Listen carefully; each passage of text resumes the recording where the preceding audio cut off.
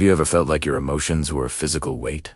Where stress isn't just a thought in your head, but a crushing sensation in your chest or a constant knot in your stomach? Welcome to the deep dive into the EFT handbook, an exploration of the emotional freedom technique. Most of us are taught to deal with problems by thinking them through. But the reality is that our nervous systems often get stuck in a survival loop long after the threat is gone. EFT, or tapping, is the bridge between modern clinical psychology and the 5,000-year-old tradition of Chinese acupuncture. Imagine your body as an electrical circuit. When a traumatic event or a chronic worry occurs, it creates a short in that circuit. While traditional therapy focuses on the mind, EFT targets the body's energy system to flip the switch back to on. The science centers on the amygdala, a small, almond-shaped part of your brain that serves as a smoke detector for fear. When you tap on specific meridian points, see? Same ones used in acupuncture but without the needles, who are sending a calming tactile signal directly to the amygdala, physically forcing it to deactivate the fight-or-flight response. This script outlines the comprehensive basic recipe for transformation. First, you must identify the sticking point. You can't just say, "I'm stressed." You must be a detective. Is it the way your boss looked at you? Is it the fear of failing a specific task? Once identified, you use the SUDS scale subjective units of distress to rate your pain from 0 to 10. This gives you a baseline to measure your progress. We then move to the setup statement, performed by tapping the karate chop point on the side of your hand. This is crucial because it addresses psychological reversal, the subconscious part of you that might actually be resisting getting better. You say, "Even though I have this intense fear of public speaking, I deeply and completely accept myself."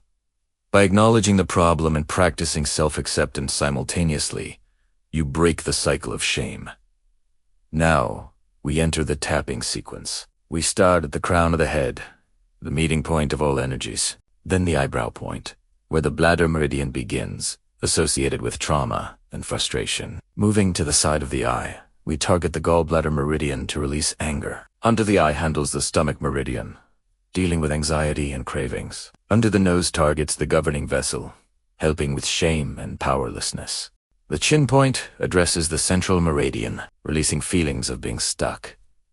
The collarbone point is a major junction for the kidney meridian, the primary site for general stress and immune support. Finally, the under the arm point targets the spleen meridian, which manages our ability to digest both food and life experiences. As you tap 5 to 7 times on each point, you repeat a reminder phrase, like this public speaking fear, to keep your brain focused on the specific short circuit you are fixing. Think of a case study. Imagine a woman named Sarah who has a phobia of elevators. She doesn't just think about elevators. Her heart races.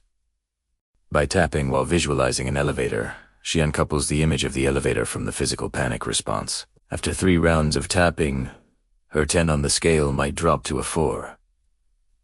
After 10 rounds, it might be a 0. This isn't just distraction. It is cognitive restructuring combined with somatic desensitization. You are literally rewriting your brain's software. EFT is the ultimate self-help tool because it requires no equipment, no expensive office visits, and it works in real time. Whether you're dealing with chronic pain, childhood trauma, or just the daily grind of 2026, tapping gives you the remote control back. You are no longer a victim of your triggers. You are the architect of your own calm. Take a deep breath, identify your biggest stressor right now, and start the sequence. Tap into your potential by tapping out the noise that has been holding you back for years.